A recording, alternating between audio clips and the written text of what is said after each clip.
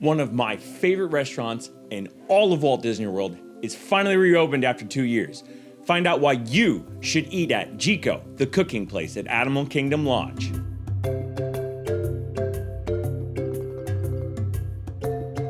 Hello and welcome back to the Carousel Douglas. This is a quick one today about why you need to eat at Jiko, the cooking place at Animal Kingdom Lodge in Walt Disney World.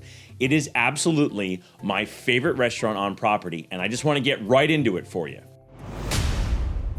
So first, I want to get into setting. First off, Jiko, the cooking place, is a little bit of a pain to get to. That's the one negative about the place. That's the only negative I'm going to say about the entire place. You do have to go to Animal Kingdom Lodge, and it can sometimes take an awful long time to get there. However, once you get there, it is on the main floor. It is actually across from Boma. All right, the buffet down there, that's also excellent, but Jiko as a signature restaurant is worth it. Now, I will tell you that there is a dress code.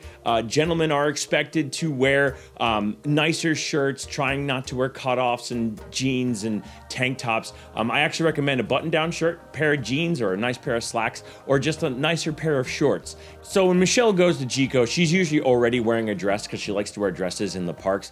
So ladies, just make sure that your outfit's just plussed up a little bit. You know what that means. I'm not going to tell you how to do that. So once you finally get to Jiko and you walk in, you're going to see a couple of things. First off, there's a lounge immediately to your right. They have an excellent selection of drinks. They have some specialty cocktails there. I actually highly recommend their version of the old fashioned. It is so good. Once you see that lounge and you look off to your left, you're going to see the main dining area. There's two things about it that are really kind of interesting. One, it's an open air kitchen, so everything is being cooked in front of you. They have a large African-inspired oven that's in the back of that. That's that kind of large gourd-shaped thing. But the thing you really need to notice is that in the back of the room are these birds that are all flying towards this one wall. And those are called canoe birds. It's supposed to bring you good luck for your entire life. It's not just for a short period of time. Canoe birds always fly towards the sunset. And if you actually notice that back wall, the back wall is actually an African sunset that's lit that way. And so throughout the evening, it actually changes. So keep your eye on that back wall. The next thing is that the setting is really kind of quiet and awesome. And even when families are there, they're not going to disrupt you. They've done a really good job with the sound baffling in the room. And if you're worried about your family disturbing somebody else, they won't. That's the best part. The setting in there is just incredible. One of the main things for Jiko that you need to know about is that they have the largest collection of South African wines anywhere outside of South Africa. That's pretty impressive.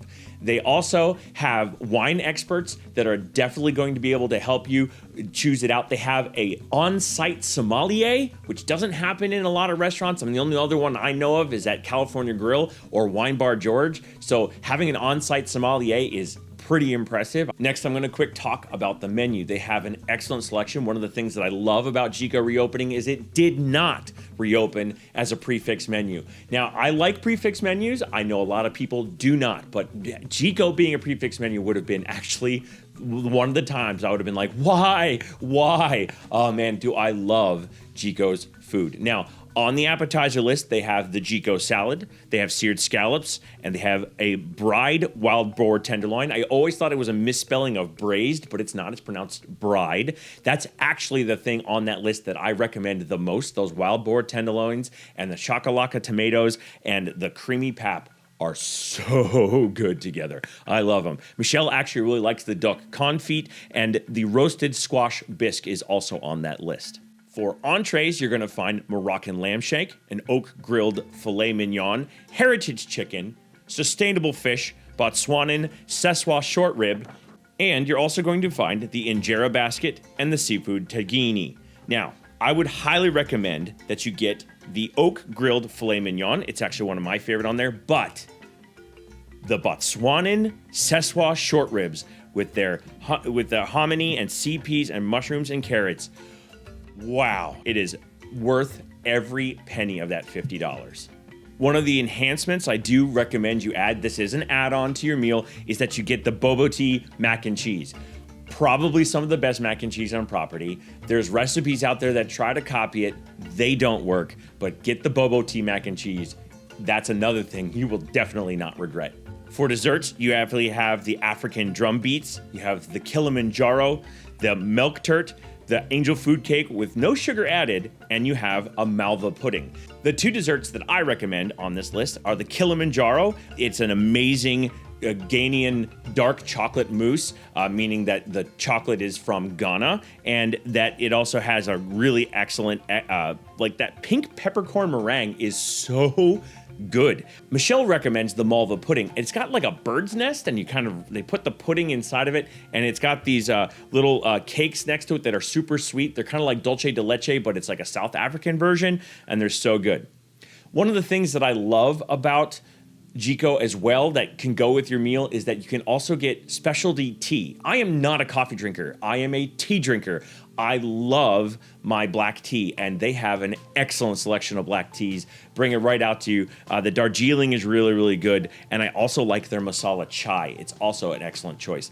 Michelle's a really big fan of coffee, and she really couldn't tell me what was really special about the Kenyan Press, but she said that she did like it. She said it woke her up in a way that didn't make her jittery, which is really good at the end of the day when she's trying to get a little bit of a restart. And she says that Kenyan coffee tastes great and doesn't really kind of course through her like some of the coffees can.